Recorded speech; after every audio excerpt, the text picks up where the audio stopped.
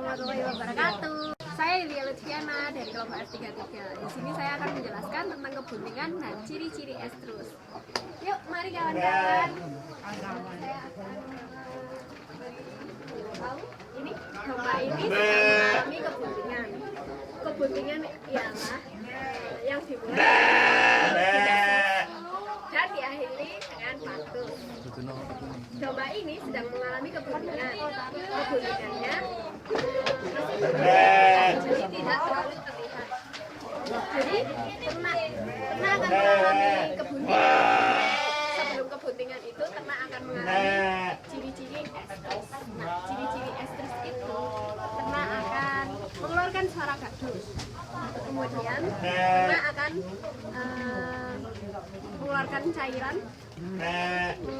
cairan pada vulvanya, dan vulvanya akan mengalami 3A, yaitu abang, abu, dan anak.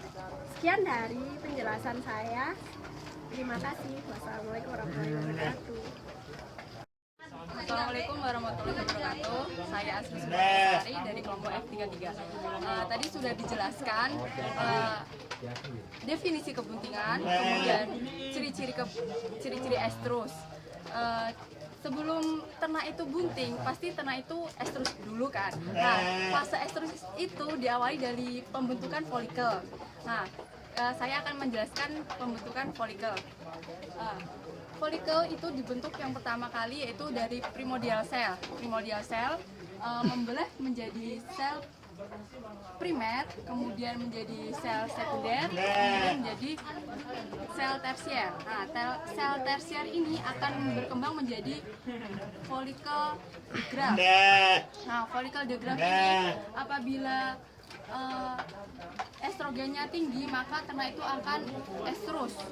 Estrus tadi ditandai dengan 3A, abang, abu, anget pada vulvanya. Kemudian kalau seumpamanya estrogennya tinggi, maka akan terjadi ovulasi. Ovulasi, telur akan lepas sehingga folikel akan berdarah, akan terbentuk korpus rubrum. Nah, kemudian akan terjadi penggumpalan darah dan akan terbentuk korpus hemoragicum. Nah, apabila ternak itu bunting, yaitu terjadi fertilisasi di ampullary isthmus junction, maka korpus hemoragicum akan menjadi korpus luteum, di mana korpus luteum akan menghasilkan hormon progesteron yang berfungsi untuk menjaga kebuntingan dan penebalan dinding rahim. Sekian penjelasan dari saya. Terima kasih. Assalamualaikum warahmatullahi wabarakatuh. Waalaikumsalam warahmatullahi wabarakatuh. Saya Muhammad Fahmi Fatoni dari kelompok F33 akan menjelaskan tentang hormon-hormon yang mempengaruhi estrus, yaitu adalah sebagai berikut. FSH adalah berfungsi untuk menstimulasi pertumbuhan folikel.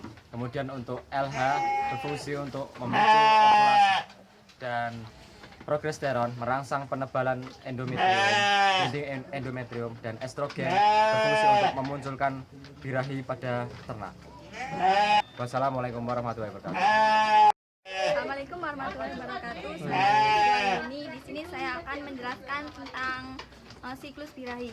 Siklus birahi dibagi menjadi dua, yakni folikel dan luteal. Yang pertama folikuler. Folikuler dibagi menjadi dua, yakni proestrus dan estrus. Proestrus cirinya yaitu progesteron mulai turun, FSH dan estrogen mulai naik, dan LH basal. Yang kedua estrus progesteron basal, FSH dan estrogen mulai naik, LH memuncak. Di sini LH memuncak akan terjadi ovulasi. Yang kedua yakni luteal. Luteal meliputi metestrus dan diestrus. Metestrus ciri-cirinya yakni progesteron mulai naik, estrogen dan estrogen mulai turun, FSH basal, LH basal. Yang terakhir yakni diestrus, progesteron mulai naik, FSH, LH, estrogen basal. Terima kasih. Wassalamualaikum warahmatullahi wabarakatuh. Hai, saya Jai. Nama saya Azhari Mukafi. Di sini kita sedang ada di kandang peternakan domba, dan saya akan mencoba menjelaskan kepada Anda tentang stadium kebuntingan. Stadium kebuntingan itu ada 3. Yang pertama itu stadium zigot. pada stadium ini ditandai dengan adanya cleavage, yaitu terdapat pembelahan sel tapi tanpa diikuti dengan bertambahnya volume zona pellucida. Kemudian ada stadium embrio. Stadium embrio itu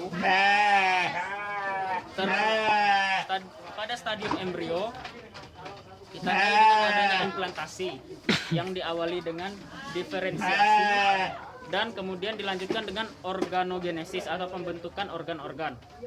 Pada tahap ini terjadi transport nutrisi dari induk kepada anak melalui plasenta dan juga transport hasil metabolisme dari anak kepada induk.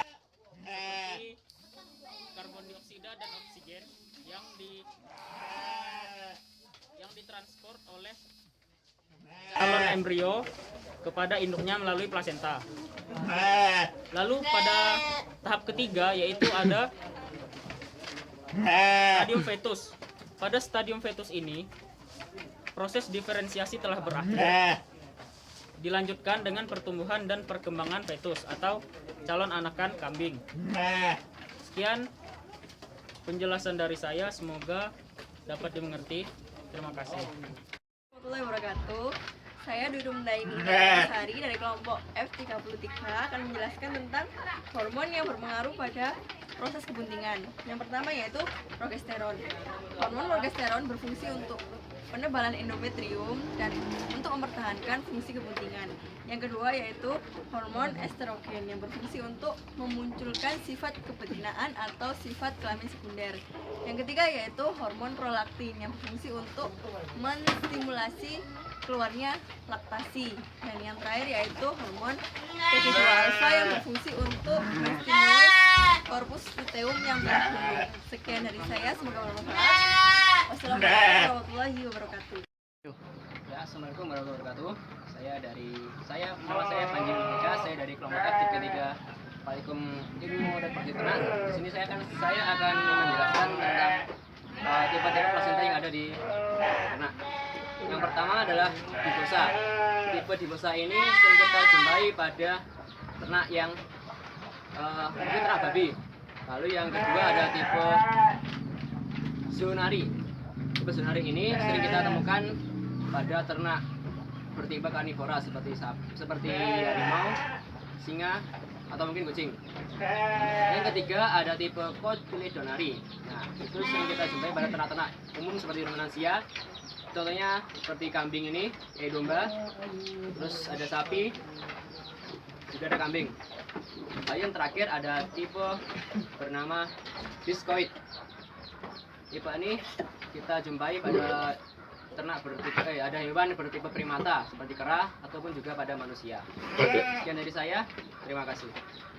Warahmatullahi wabarakatuh. Berjumpa saya dengan Ahmad Bagus Alimu Warketullah. Saya berasal dari kelompok F33. Ya, kita ketahui di sini kita berada di peternakan Sumber Sekar yang berada di daerah Sumber Sekar, Dau, Kabupaten Malang. Pada kesempatan kali ini saya akan menjelaskan mengenai fungsi dari plasenta. Fungsi dari plasenta ada 3. Yang pertama yaitu untuk melindungi fetus itu sendiri. Yang kedua adalah sebagai saluran nutrisi dari induk ke anak dalam janin.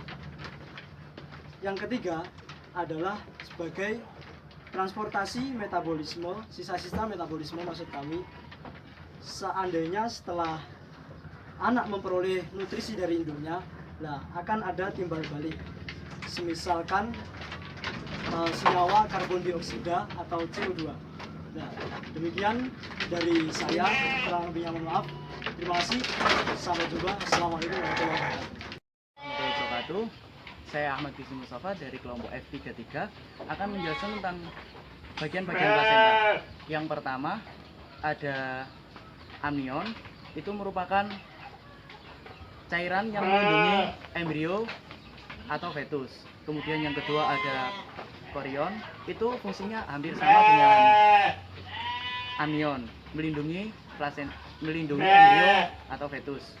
Yang ketiga ada allantois, di situ berfungsi untuk transportasi nutrisi dari induk ke janin atau sebaliknya. Yang terakhir, yolk sac itu merupakan kuning telur. Sekian dari saya. Wassalamualaikum warahmatullahi wabarakatuh.